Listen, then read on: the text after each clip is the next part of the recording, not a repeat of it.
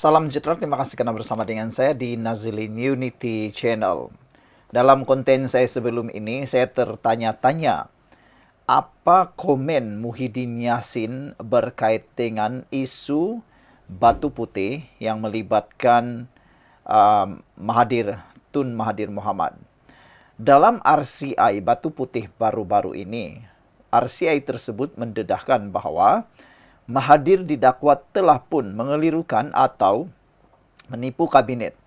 Sehingga hari ini, 3 orang bekas kabinet Tun Mahathir telah membuat kenyataan media bersama, yaitu isteri kepada Perdana Menteri Anwar Ibrahim, Wan Azizah, yang pada waktu tersebut adalah timbalan Perdana Menteri, juga Ahmad Sabu, yang pada waktu tersebut kabinet Tun Mahathir sebagai Menteri Pertahanan, dan Anthony Lok sebagai seorang menteri juga pada waktu tersebut.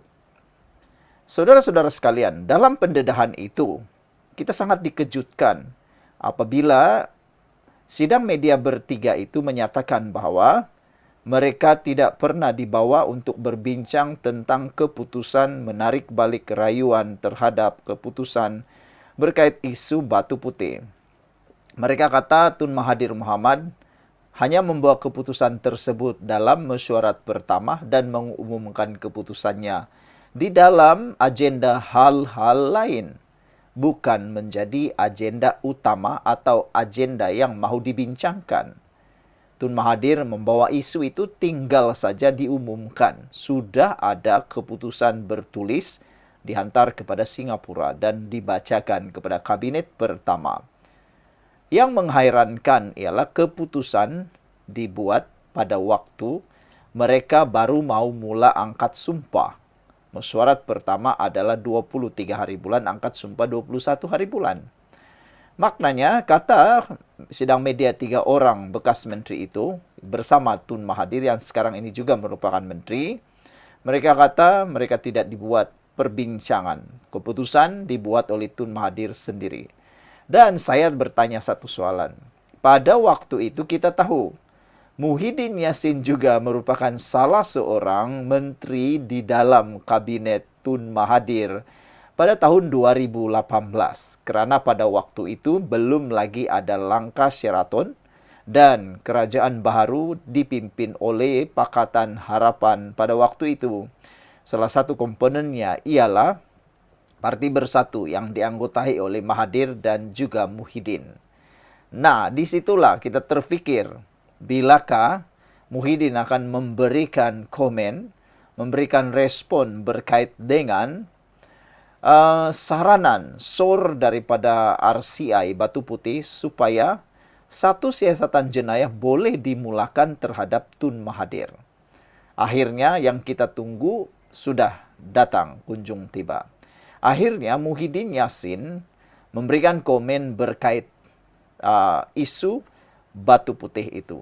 Tapi sebelum itu, Anwar Ibrahim telah pun membuat kenyataan bahwa perkara itu adalah satu pengkhianatan negara paling besar. Itu komen Anwar Ibrahim selepas keputusan RCI diklasifikasikan dan telah diedarkan secara meluas di Dewan Rakyat. Akhirnya Muhyiddin kata, isu batu putih, isu pengkhianatan negara tak timbul. Oh, jadi sekarang ini kelihatan Muhyiddin seakan-akan cuba mempertahankan Tun Mahathir Mohamad. Persoalan besar sekarang ini ialah, adakah tiba-tiba Muhyiddin Yassin akan bergabung semula dengan Mahathir untuk melawan isu batu putih ini? Ambil kesempatan untuk bergabung semula.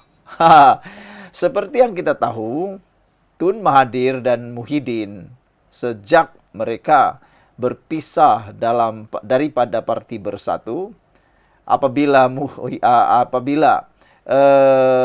Mahathir dipecat daripada parti beliau sendiri, sudah lama mereka tidak sebulu, tidak sehaluan, atau dengan kata lain, masih bermasam muka lah kan. Sebab isunya sangat berat berkait dengan jawatan Perdana Menteri. Yang mana kalau masih ingat berlaku macam rebut-berebut jawatan Perdana Menteri antara Mahathir dan juga Muhyiddin pada waktu politik Malaysia tergantung dulu. Jadi kali ini Muhyiddin pula kata isu pengkhianatan negara tak timbul. Wah, apa cerita? Bekas Perdana Menteri Muhyiddin Yassin menegaskan bahawa isu pengkhianatan terhadap negara tidak timbul dalam kes Pulau Batu Putih. Ramai netizen tidak setuju dengan kenyataan Muhyiddin ini. Kata mereka, kalau bukan pengkhianatan, jadi apa namanya? Bukankah menyerahkan Batu Putih secara tidak langsung, menyerahkan Batu Putih kepada Singapura adalah menyerahkan kedaulatan Malaysia? Bukankah itu satu pengkhianatan, kata mereka, kerana dalam RCI Pulau Batu Putih yang telah diedarkan itu, ada syur mengatakan masih mempunyai ruang untuk Malaysia sebenarnya berjuang untuk merayu dalam keputusan ICJ tersebut. Sebaliknya, Presiden Bersatu itu berkata, Muhyiddin Yassin berkata, keputusan menggugurkan rayuan terhadap tuntutan Pulau Batu Putih pada tahun 2018 dibuat berdasarkan prinsip tanggungjawab kolektif kabinet. Tidak timbul soal Perdana Menteri mesti mengambil tanggungjawab secara peribadi atas keputusan yang dibuat oleh kabinet. Ia adalah tanggungjawab bersama, kata Muhyiddin. Tapi netizen kata, macam mana nak bertanggungjawab kalau keputusan tidak dibuat bersama? Tiada perbincangan bersama. Yang ada hanya taklimat dan terus sudah ada keputusan awal. Jadi, adakah itu boleh dianggap keputusan tanggungjawab bersama? Kalau ini yang terkena pada Muhyiddin, bolehkah Muhyiddin kata seperti itu?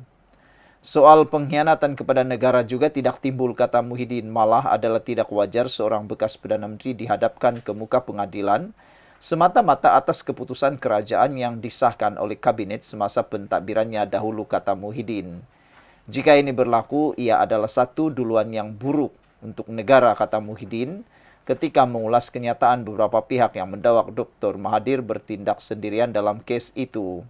Perdana Menteri Anwar Ibrahim menyifatkan penemuan Suruhanjaya Siasatan Diraja RCI berhubung isu kedaulatan Batu Putih, Batuan Tengah dan Tubir Selatan sebagai pendedahan kelemahan besar yang dari sudut tertentu boleh dianggap sebagai pengkhianatan terhadap negara. Katanya RCI itu mendedahkan kelemahan bahkan daripada satu sudut, pengkhianatan yang berlaku kerana setiap inci tanah yang sepatutnya diperjuangkan habis-habisan.